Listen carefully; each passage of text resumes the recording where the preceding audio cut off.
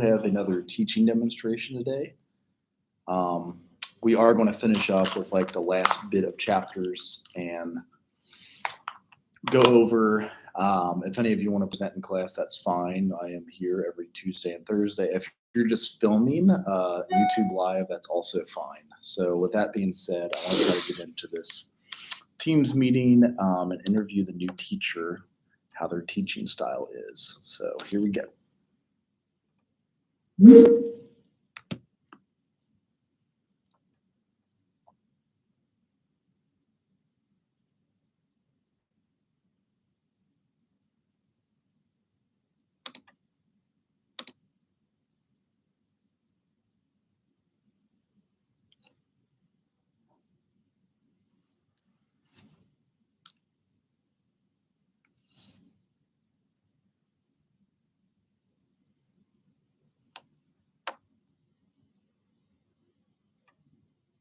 Are we on?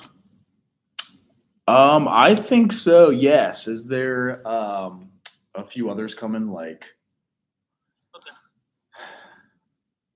Omesh or Genevieve? I don't know if Omesh is going to be joining us today. I don't know who's going to be joining us. Oh dear, that's always fun. It's always fun, isn't it? There's Omesh. Oh, excelente. Yeah. Hello, it says OJ. Dr. Johar.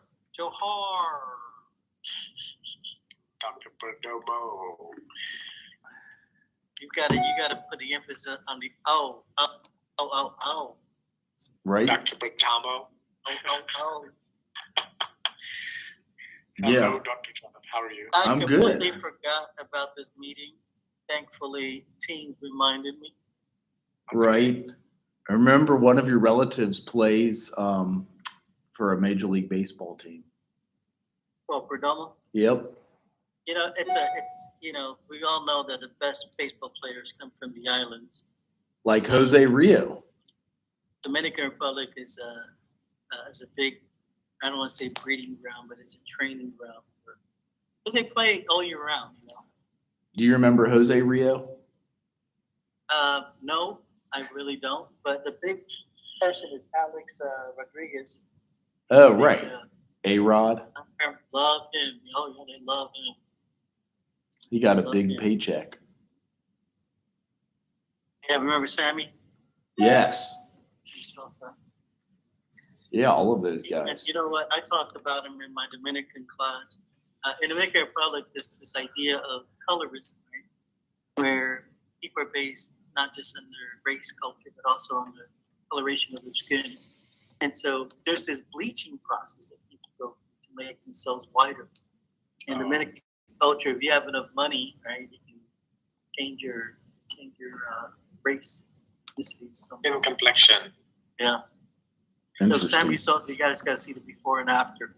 People compare it to the Michael Jackson, thing. But then isn't that funny? Because then folks in the U.S. are going out tanning and going to the standing bed. Yeah, exactly. Well, we can look at the history of racism in African Americans, and then and then look at this idea of complexion. Mm-hmm. Yeah, but they say there's a difference between getting a tan and trying to lighten your skin. Like a tan can be like a cosmetic thing that you do. Yes. It's just you like that look, but lightening may have some social pressures, as the driving factors. There may be additional privileges from being of a lighter skin tone, versus darker. That's what people want to benefit from. But I think about like the Rubenesque period of, it was desirable for especially women to be a little bit chubby because that's both a sign of wealth. And so tanning is the same idea, right? That if you tan, that means that you probably don't work. I keep thinking of Kardashians, right? They have enough money that they can tan all day. They have enough money they can lay around all day and do absolutely nothing.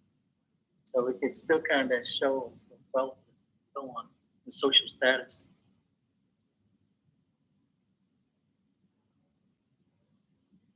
They don't match. Did you freeze? Did he freeze, Genevieve? Genevieve, can you hear me? Yep. Is I think Demetrius? so, yes. He looks like so. that character from The Simpsons. You know what I'm talking about? The rich dude. And Jonathan, I don't know what's going on with Jonathan. Hey, I meant to ask you, did you get your stuff approved?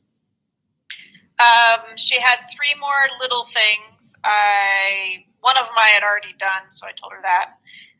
One I asked to do it slightly differently. She agreed with that. And the third one, I forget what she said. So I sent it back again. It should be approved because they were all minor things. So I'm hoping that yes. Yeah. But I don't have official.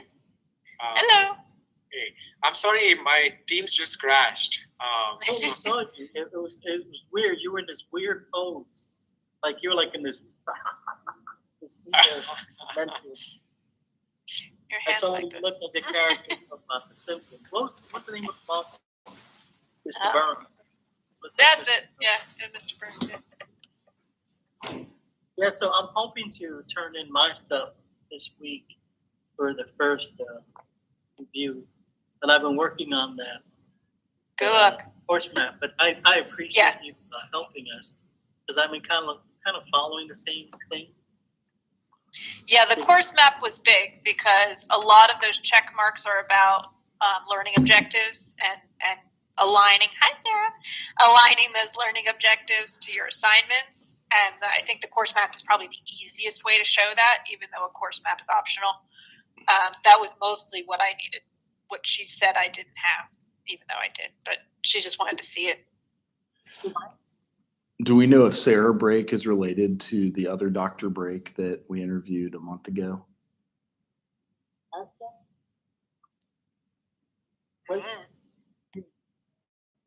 There was another Dr. Brake we interviewed for political science, I believe.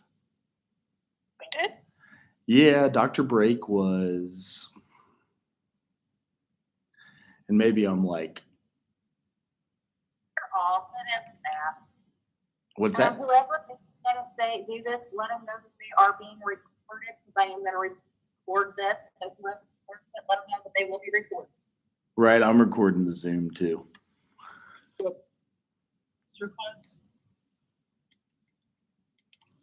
But the sound is off. The sound isn't working right for me. Yeah, well, Mesh is gone. You were right. He wasn't going to show. You were saying that. No, he showed up and froze. Oh, okay. I'm going to see if He froze. that's kind of funny. Ernie. What time is the meeting? It rang as soon as I got in here. It is at 10. 10, yeah. So I don't know. Sorry, what Where was she the is. position? Let's see.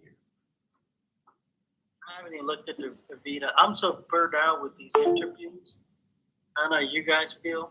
Yeah, I'm sure everybody is. Right. If we could just get people to take the job. True. I guess it's hard when we offer. You see, we got this Gestapo, I don't want to call her Nazi. Let's just say she sits these meetings and I feel obligated to go to them, even though I got a ton of stuff to do. Yeah. I'm lucky. Okay. Hello, I'm sorry.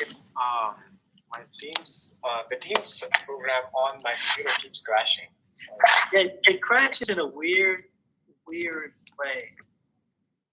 yeah. Yeah, she got the email because I just saw the email, sir. Okay. I met with a candidate during the last hour. Apparently, she did not receive the link for the demo in time, so I had to send it to her. Maybe that explains why That explains it. is not here just yet. We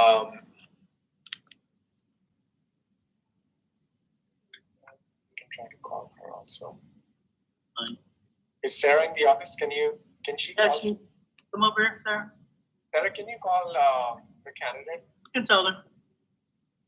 Hello. Hey, would you be able to call the candidate to check if she needs any assistance? Yeah. Thank you. Well, I guess we'll interview ourselves. I like long walks to the beach. I don't want to be a political scientist. This would be a cultural anthropologist and a sociologist. No, Yeah, I don't want to add political science to that. you're a jack of all trades. Yeah, I'm still working on this class. Hey, what is the WLO? I know learning objective is LO. What is a W that you use? Weekly objective, learning objective. Okay. I do weekly folders instead of I modules. thought that's what it was. Yeah. I find it easier for the There it students. I says just put the date on. I need to pay you. Well, no, all I did was send you stuff I had to do anyway. So I don't see a problem with sharing, Sarah. Sharing. it'd be different if I was making it for you, but I was just sending you stuff I But had you to know do. what? Speaking of which, I had several faculty ask me if I would do that. At least one faculty. It is just way too much work to do that. It's Yeah. nothing but me. It's a lot. So did you have a chance to look at the CV? Sorry? I still can't find it. Go, Ernie. Okay, I see it. You guys want to see it? You guys have a copy of it? Somewhere. Okay, I'm going to reply to all. I don't know. If I reply to all, would it get the attachments? I'll forward it. I'll forward it to you guys. Well, I've got it. Sarah sent it on Thursday, June 16th at 5:13 p.m. I know. But it didn't be Richie Ewing, Umesh Johar. Okay, so I'm sending it to you guys. I'm talking to her right now, sending her the link. It's real handy the way she did it because it's like her whole. Oh, she taught for Eastern Gateway.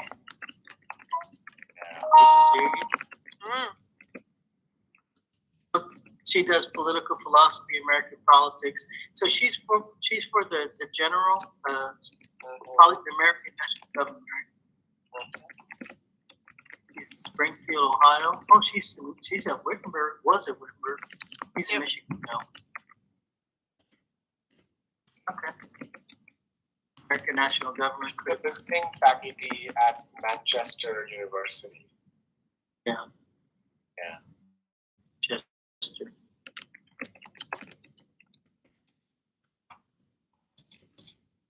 She got her PhD 2016. Oh, she's in the PhD program. Oh, and 2016 at present. Yeah. She's hoping to defend this year.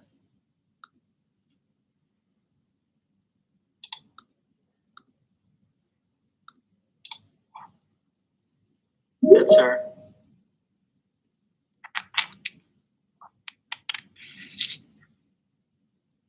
You can recording.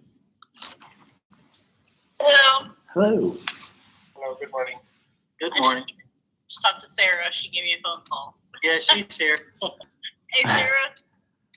Hi. Appreciate We're you. both in the same room, so there's the echo, so I'm going to turn my move.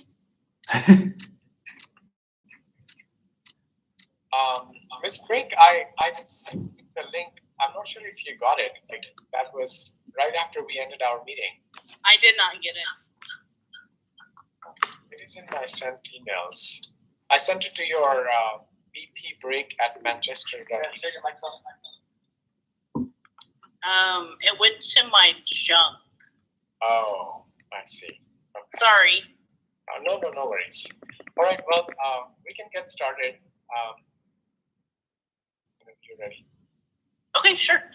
Do I have permission to share? Yes. Okay. Let me do that. I have about 500 tabs up. Sorry about that. You all know how dissertation research goes. I don't have to explain it to you. Mhm. All right. So, thanks for having me for this opportunity. Gonna talk a little bit today about Article 2 of the Constitution, which is presidential powers. So, I titled this lecture today, "A Tank Half Full, Presidential Power in American Government." And you're gonna see why I titled that in a second.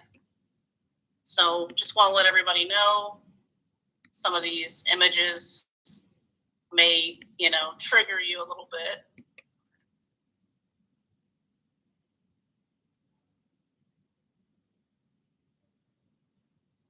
Especially this one. I'm sure you've seen gas prices, right? Let me show you this one as well. Hold on one second. Can you hear? Can you all hear that? No. Okay. One second.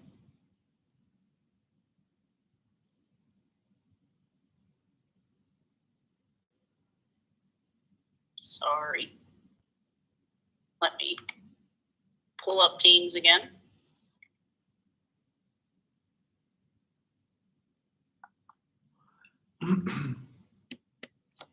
Sorry about this. Hopefully you all were smiling a little bit. I try to have some cheesy jokes in there. I'm only 5'3", so that's as good as it gets, okay? Trying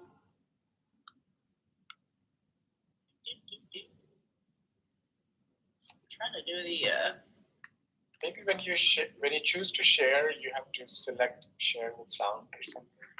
Oh, okay. Let me see. You're right. Let's see here. Yep, you were totally right. Thank you, Umesh. Appreciate you. All right.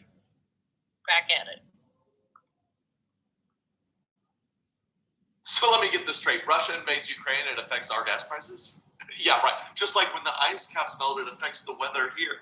Yeah, I'm not dumb, okay? Something else is going on. Why don't all the gas stations just agree to lower the price? Or we could just print more money? There's so many easy solutions to this. I actually found out this trick. When I get gas, I fill it half full, and then when it gets to 3/4, I fill it halfway again. You see it? So it's half off for me. Do you see what I'm saying? Yeah, I don't need a college degree to figure that out. I'm not worried about it. I work remote anyways. I'm gonna hunker down. I'm not spending any money on gas. Alexa, fireplace on. So yeah, I'm just gonna stick around here. No worries, no gas. Why can't Russia just coexist? My Prius is gas and electric. I also have the bumper sticker. I get a lot of miles to the gallon, so it doesn't affect me much. But thanks, Trump. Thanks, Biden. It's almost like we got a bunch of gas and oil in this country already. Alaska, put that in your pipeline and smoke it, Joe. I remember back in my day, gas cost 40 cents. You know what I bought this house for? 19 years old, $1,200. Stimulus check. We got soft. We got soft. Hey, you can't afford gas? Walk to work. Oh, it's 9 miles away? I used to walk 17 miles back and forth to school, uphill, both ways, never complained. You know what these gas prices need? Some Lipitor. Yeah, got my numbers down. Cholesterol under 200, first time. But the doctor's very proud. You think your gas is expensive? Well, I proposed to your mother at the ConocoPhillips there in town. Talk about an expensive gas station visit. If gas prices have to go to $50 a gallon for us to do the right thing, that's fine by me. I think $1 or $2 is worth that. I mean, when I say that, it's $1 or $2 per gallon, and that's thousands of dollars per year, which I could easily afford, but you can't. I know what I need to do during this difficult time. Putin, if I was your daddy, I'd tell you to give me more of that gas. Give me that gas. Back that gas up. By the way, these stairs aren't really floating. It's an illusion. And I am a delusion. I think everyone has money like me. I drive a Tesla anyway, so I don't even know. I don't care. It's unfortunate for sure. The Russia thing, the pipeline. I guess I don't really have a strong opinion or a strong backbone. Can we not argue about this, please? I just try to treat this like my upcoming prostate exam. Just don't really think about it and smile through it, and it'll be over soon. This chair is nice, but do you have a fence I can sit on? Perchance? Yeah, picket's fine to prepare me for my prostate exam. Yeah, I'm right. I'm not picking sides. So, excuse me. What is this? Is this like a museum or something? I don't. So you're saying we have oil here, and we'd want to run the pipeline? It doesn't matter to me. You want want to play like a video game on here or something? You know what? I just realized why they call it fossil fuels. Because that technology is ancient. It's hard for me to feel bad for people these days. Get an electric car. I mean, seriously, these people are scraping by to pay gas. Buy a $40,000 car, though. No sympathy. Hey, put your coat on, kids. No, it's going to be 50 degrees in here until those gas prices get right. Honey, microwave only. Honey, who's laughing now? Honey, your parents were laughing at me when I was setting up my bunker, and they're going to be begging for some Campbell's Chunky, I bet. Hey, everyone in the basement, we're hungry now. Not bad, huh? Down in the bunker. Yeah, turn on the radio if you want. We can open up the dried bananas later. Get a apocalypse. Still working on my doomsday dad jokes, but any day now, people will be begging to get in here. Get all the gas cans! Get the gas can! We're stocking up. Kids, get... Okay, so obviously Trey Kennedy is a famous TikToker, and he is always ridiculous with what he says, and he exaggerates a lot, but I'm sure some of you, if not all of you, have encountered one or more of those characters, right? You're hearing it all the time through social media, maybe just from your parents, your friend group. Folks have varying opinions about what can be done about the gas prices, and this is impacting everybody, right? This always comes back to, why isn't the president doing something about these gas prices? Well, the answers, as I say here, are more complicated than what the news, your friends, our family, social media portrays. Presidential power is complex, and it is derived from Article 2 of the Constitution, and it doesn't specify any language about gas prices or presidential power to change the global economic market we live in today, right? Think about it. The Constitution's written in the 1700s. The global economic market did not exist as we know it today. So huge change from when Article 2 was written in the 1700s. Now, today, gas prices are actually dictated by a changing market. And we're going to return to this in a little bit so I can explain to you how gas prices actually fluctuate or why they fluctuate in comparison to what President Biden or any president who comes after him could do. So here's the facts, right? These are enumerated presidential powers. Enumerated just means listed, right? They're numbered out in the Constitution, the second article. Here's what the president can do. Make treaties with the approval of the Senate, veto bills and sign bills, represent our nation in talks with foreign countries, enforce the laws that Congress passes. Remember, Congress passes laws, not the president. Act as commander-in-chief during a war, call out troops to protect our nation against attacks, make suggestions about things that should be new laws, lead his or her their political party, entertain foreign guests, recognize foreign countries, grant pardons, which you're hearing a lot about in the news, nominate cabinet members and Supreme Court justices, kind of a sensitive topic for some folks right now, appoint ambassadors, talk directly to the citizens about problems. This is called going public in political science. It's when the president actually comes on TV or on the radio and speaks directly to the American people and represent the best interest of all the people. That's difficult. This is a lot of power, but as you can see, nothing in here about gas prices, right? Here's what the president can't do. This is not in Article 2 of the Constitution. That means he cannot do these things. The president does not make laws. The president does not declare war. The president doesn't decide how federal money is going to be spent. But I will note for you all, the president does write the budget. It just has to be approved by Congress. The president cannot interpret laws. That's the judicial branch's job. The president can't choose cabinet members or Supreme Court justices without the Senate's approval. And again, just to reiterate, the president cannot set gas prices for the entire United States. So we come back to this question, right? I presented the facts to you, and now there's still folks out there, I bet if you give them these facts, they're still obsessed with blaming the president, no matter who it is, right? If it's Biden, if it was Trump, if whoever will be in the future, right? there's some folks who always love to play the blame game with the president. So critics of any U.S. president are quick to blame the commander-in-chief for things that are totally beyond their control. And of course, presidents and their supporters are equally quick to take credit for things that are beyond their control. So vice versa, right? When the gas prices are low, you'll see political members of the party that's in power. So right now, Democrats, right, because Joe Biden's a Democrat, Democrats and Joe Biden would be saying, oh, look how low gas is right now, right? See what we're doing for you? Vice versa, gas prices are high, so we're going to talk about the reasons why gas is high, right? So the price of gasoline is a perfect example for this, and let me show you why. So this is data from the Pew Research study from 2013, and the Pew Research Center is an excellent place for demographic data, especially if you're doing work on religion, how religion and politics work together. But not only that, but just typical survey studies in general, right? So in 2013, this study from Pew Research said that Democrats believe the president can control gas prices when a Republican president is in the White House. Right? Just think about that for a second. But conversely, not when a Democrat is in the White House.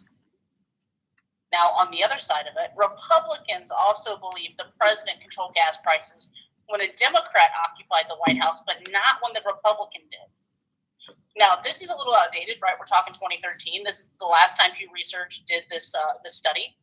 But pretty applicable to today, what you're hearing in the rhetoric of the country, right? You're hearing this in social conversations you have with folks, or you're seeing it in social media. Folks are saying, who are Republicans right now, why is Biden doing this to us? Really, come on. I mean, I showed you the sticker at the beginning of the presentation. Folks singling out the president to say he or she or they are doing this, right? So here's the truth.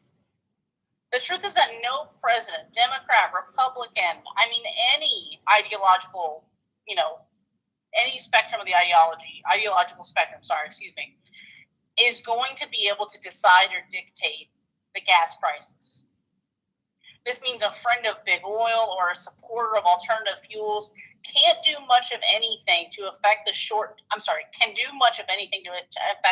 short-term price of oil and therefore gasoline. So the overriding factor that determines the price of oil from day to day is the market principle of supply and demand. So, right, this was something that happened when COVID started. Not many people were driving during COVID because folks weren't going out because they were afraid to get COVID. At the time, I lived in Michigan when COVID started, and there was pretty much a complete shutdown of the state, right? We weren't really allowed to do much because everything was pretty much closed. The only thing you could do was go to the doctor or go get gas or go to the grocery store, right? Pretty basic day-to-day routine things. Gas was cheap, right? People weren't going out, so there was an excess in supply and a really low amount of demand. Now, here we are years later from when COVID started. There's a lot of people saying, now I'm going to get out. I'm going to go back to my habits. I'm going to start being out in the world again, doing different things because things are open, right? So there's high demand, but the supply is getting lower. And there's multiple reasons for this. I'll talk about them in a second. So it comes down to simple economics, right? When demand is greater than supply, prices are going to rise. And that's what you're seeing right now. So the actual price of a barrel of oil is constantly changing since oil is a commodity that is traded on a futures market. So buying and selling oil futures is called speculating because you're making trades based on expectations of future supply and demand. What will come in the future, not current. So here's, again, a little bit more about what I talked about earlier. This is how that global market is dictated. So crude oil, it went as high as $130.50 a barrel overnight on March 6th of 2022, before settling at around $120 a barrel. The $130.50 price was the highest since 2008, just before the Great Recession caused a huge drop in demand. The spike was due to the market reacting to supply disruptions stemming from Russia's ongoing invasion of Ukraine and the possibility of a ban on Russian oil and natural gas. So let me stop right there. This war that's happening overseas with Russia invading Ukraine is really having an impact on that futures market speculation we talked about a little bit ago, right? Because we're not sure what's going to happen, right? Is there going to be a total ban on Russian oil? Well, on March 8th, Biden says, yeah, we're going to ban sales of Russian oil because Russia is, unlawfully invading Ukraine. So we don't want to be supporting that. We don't want to support Russia by funding their war, by giving them money, right? So this is something that happens when there's obviously natural disasters, but man-made disasters as well with this war.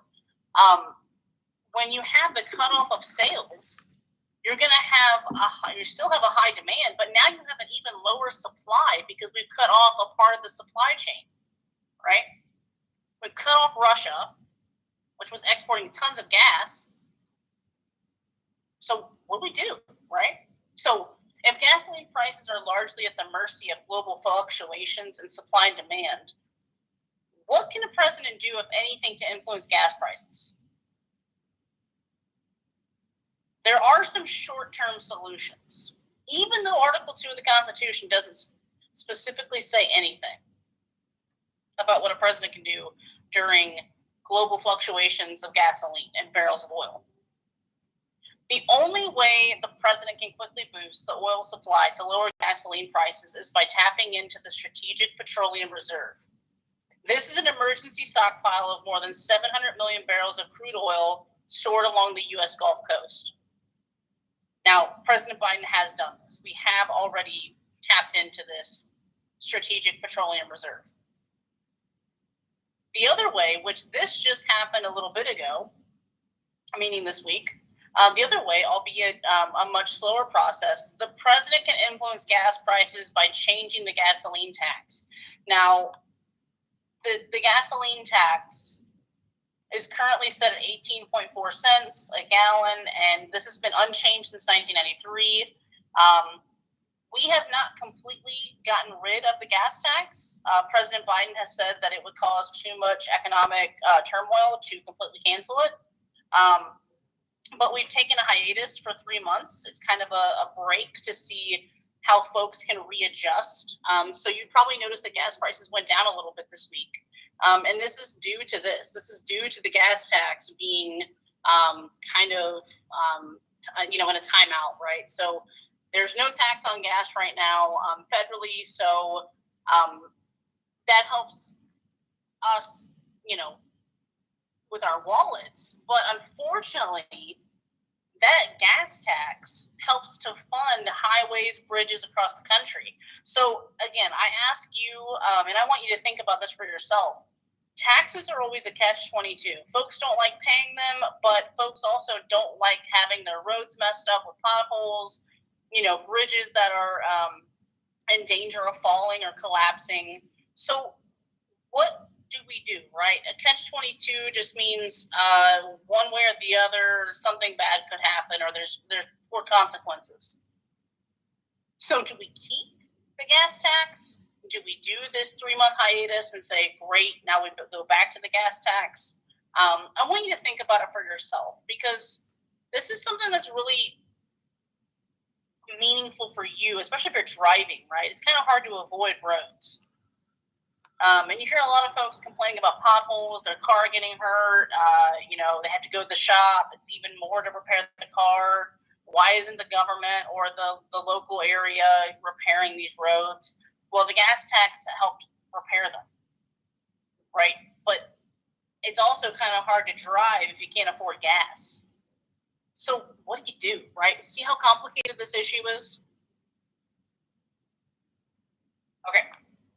Now, the president, I've showed you can do 2 things, right? The president has tapped into the Strategic Petroleum Reserve, and the president has taken a break from the gas tax. What can you do, though? So one of the things I'm really trying to establish with this lecture for you is to stop spreading misinformation about who controls gas prices. The president does not control gas prices. This is a myth. I would encourage you to talk with your local, state, and federal representatives to voice your opinions on these issues. And you can always come see me to get in contact with these folks, right? Times are difficult.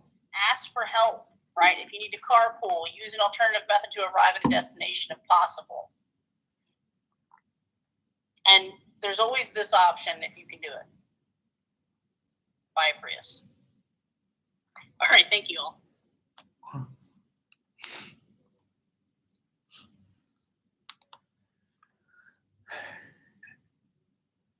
All right. Can you all see me again? Mm-hmm. All right. Thank you. Any questions or concerns? Yeah, I do have a question. Yeah. You mentioned how presidents can't really control the price of gasoline, but I remember this idea of fracking, right? So that fracking was a big deal during the Trump era, and that's one of the first things that Biden eliminated. And so people assumed that as soon as fracking was no longer possible, we no longer were producing our own oil, and that we were more dependent on foreign oil, that would actually have increased gas prices. Isn't that exactly what's happening now, though? That because we don't have access to fracking because Biden kind of ended that. That's part of the reason why. And so, couldn't you argue that that was a fault of his or a responsibility of his? I think it depends on your position on the environment, especially with fracking and how controversial it is. But for fracking, economically speaking, it takes a long time for that fracking to end up impacting the market. So yeah, even with Trump, and even actually not only just fracking, but the Keystone XL pipeline, it was going to take years for the economic benefits to be shown in the country. I mean, we were talking like it was going to take 2025. 2026. So we're not even there yet to where fracking or the Keystone XL pipeline would have impacted us. So no matter who would have been in power, Trump, Biden, anybody at this point, even with fracking in that pipeline, you're still going to see these gas prices rising. And that's due in part, like I said, to the Russian invasion of Ukraine, but also supply and demand. So you're absolutely right that it could impact the way that gas prices are, higher or lower, but it wouldn't happen right now. So, yeah, I mean, Biden could get some flank for that, but at the same time, it would have taken quite a while for it to really, come to fruition.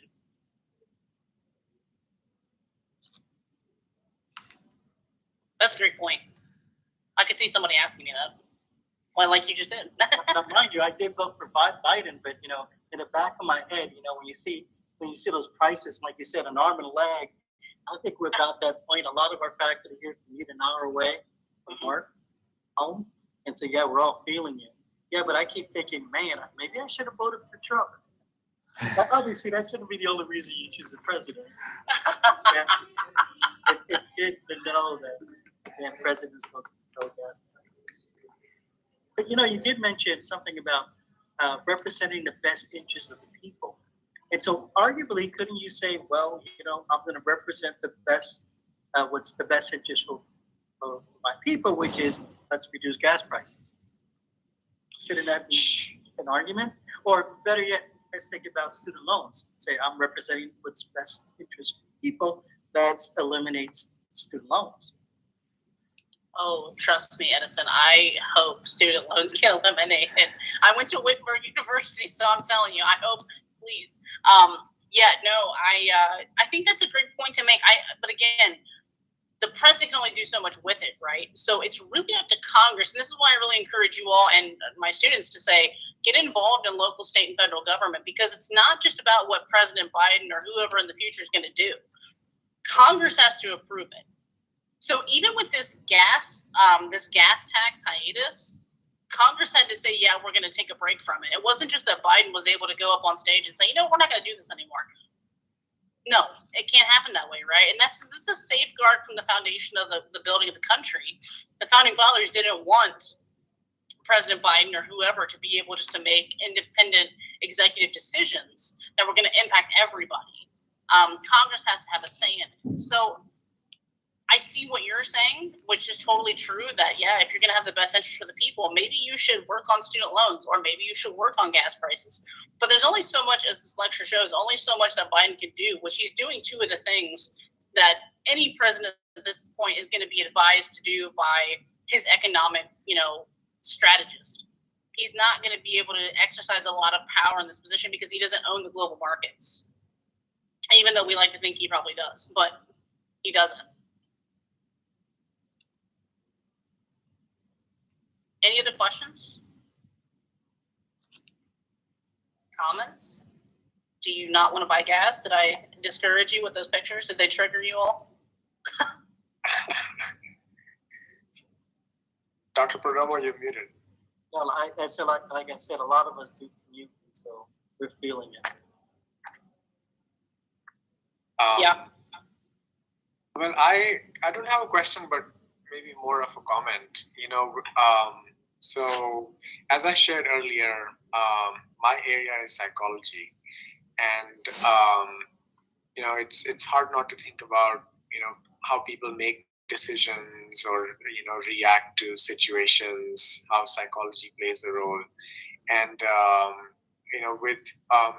of course there is constitutionally there are some things the president can or cannot do, but people don't really have to follow any rules when they arrive at conclusions or form opinions, and there's this idea of displaced hostility and even displaced aggression.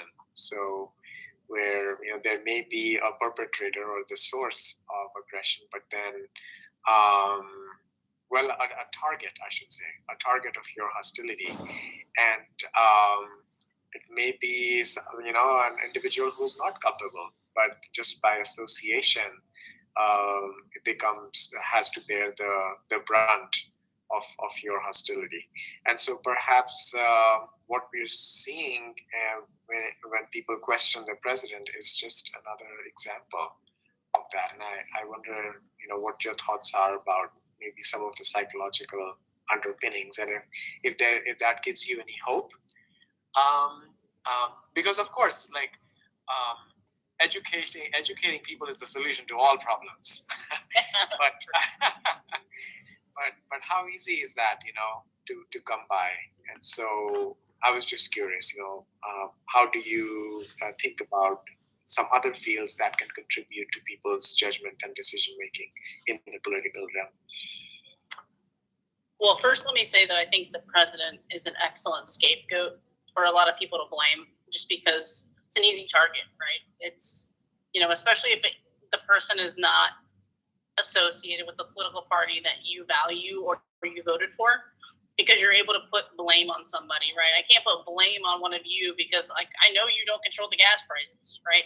But again, that's where that education element for me comes in. I think if a lot more people realize, yeah, the president doesn't control gas prices, well, I'm going to use him as a scapegoat. Maybe start blaming other folks. Start blaming, what's going on in, other countries, what's going on in, the markets, what's going on with greed and corporations, that, rather than using the president. In political science, we use psychology a lot. That idea that your identity is attached to your political party and you're influenced by the people who raised you. So most of us never escape the ideas and values that we were brought up with, even if we try really hard to disregard them or leave them. It's really hard to ever break from your true identity with the people that raised you, because again, your environment shapes who you are and your experiences do. I think that again, I hate bringing it back in. I know it sounds like a cop-out, but that education element is so vital to let people know that, yeah, your opinions matter, your family's opinions matter, the people you love and care about matter, but they can be wrong, right? They can be morally fixating on something that's hurting other people, right? And you can criticize them. I don't think enough people do that. I think we think in our minds psychologically, oh, I love this person. I don't want to hurt their feelings. I don't want to, disassociate from my family or my parents. Because if I don't believe like they do, they won't accept me. That's scary that we think that way, because it creates a generation of folks who don't think freely or critically. So I think one of the things that it is problematic for us, especially with this situation, is kids hear their parents talking about the president, right, or the political party in power that is screwing them over. So, for example, I have a lot of students who tell me, oh, yeah, my dad hates Biden. Me too, because look what he's done with gas prices. It's like, well, you can tell students are being influenced by their parents. So I really encourage people now, when I get them as adults, to be careful about what they say around other people and their children. Now, I can't control that, right? I'm not the parent. But you can tell what you say to a little person, they're sponges. What you say to a little person impacts them for the rest of their life. I mean, even myself, I grew up in a pretty apathetic, politically apathetic household. I still don't know. We were impacted by NAFTA in 1996 because my dad lost his job. Still to this day, had nothing. I was 6 years old, had nothing to really know about politics. But I understand today that, wow, the Democrats messed up my dad's job. That's all I've got to go on. I have no other evidence. But that stuck with me for a long time. So when people would talk about how great the Democrats were, I kind of was like, oh, what are you talking about? Like, Let me tell you. yeah, let me tell you my experience. And then it becomes a competition. My experience is more important than yours. Or we were impacted worse than you. And it's like really incomparable conversations and situations. So while I know education, as you said, Omesh, is of course the answer to a lot of things, or maybe everything. I know I can't educate everybody, so I really try hard to just, where I can, let folks know this is a myth about gas prices. There's a lot of myths, and I just, when in the fight of miscommunication and misinformation, especially during this time and age, I want to be at the forefront of letting my students know, or you folks, or anybody, hey, knowing the right information matters, because it's dangerous to spread that misinformation. And in political science, it's rampant. Thank you. Do we have any other questions or comments? I had a comment. One of the things I try to get across to my students, and I even heard it here, is that the best interest of the people is not a set thing, right?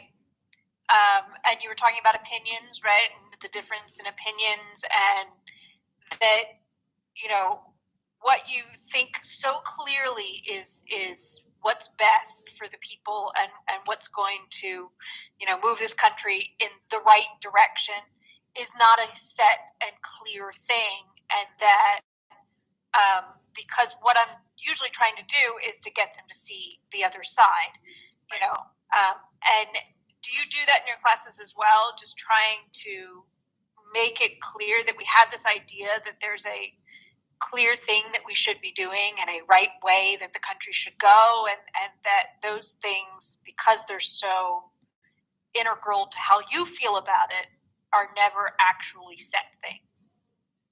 Definitely. That's kind of the key to my classes, especially in political science, where folks are using their opinions and passion and experiences to dictate what they think is best or right or morally correct. I have to remind them, just because you come from this experience doesn't mean everybody else does. And there's multiple people in this conversation right here. We're all going to disagree on what we think would be best for the future. And this is just 5 or 6 people, right? Think about, we're talking about millions of people living in this country. So it's even more complicated because we're so diverse now. And we're only going to get more diverse. So maybe what you think personally is best isn't best for what happens for Genevieve or Omesh or Jonathan. I don't know. I come from a very different background, just like you all do. So that is definitely something I established with students, because as I told Omesh earlier, I really, really emphasize listening over talking at. I don't think that's useful in the classroom, talking at someone, having my students talk at each other. I want them to be able to say, so-and-so and I don't disagree, or so-and-so and I don't agree. That's okay. I understand where you're coming from. That's all I need for students to do. And I think it's opening up that mindset of, let me have a wider lens than a narrow echo chamber of what I've been living in. Because, it's really easy to get lost in your own opinions and ideas and say, oh, that's not good for me, so it's not good for all of you, right? And we're seeing Especially that this now week. with social Oh, yeah. media and how everything Absolutely. they We're seeing it with pick up and just give you back exactly what you believe. Yeah. Or, with the Supreme Court this week, with the abortion issue, you're seeing a lot of people just saying, okay, it's not good for me, or it's good for me, so I'm happy, or it's not good for me, so I'm, checked off. This country needs to do this or that the way I want. It's like, well, there's a lot of people out there, so how does that work? That's a great question, though.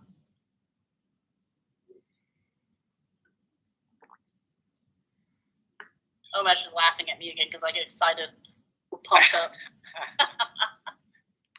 All right. Well, I know we have a meeting with the search committee at 11, so if there are no further questions, maybe we can pause it here and then revisit with you in about 10 minutes. Okay? Okay, great. Okay. Thank you so much. Yeah, well, thank you so much. It was a really, really interesting presentation, and I think, I myself really enjoyed it.